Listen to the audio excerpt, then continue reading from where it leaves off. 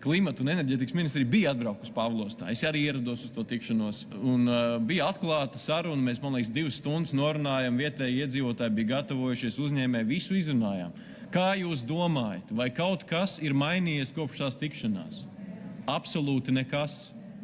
Tā ir darbības imitācijas, dusmu tvaiku nolaišana, vienalga sauciet kā gribat, bet reāls rīcības nav. Līdz ar to atbalstam šo iedzīvotāju iniciatīvu un atrodam saprātīgu risinājumu.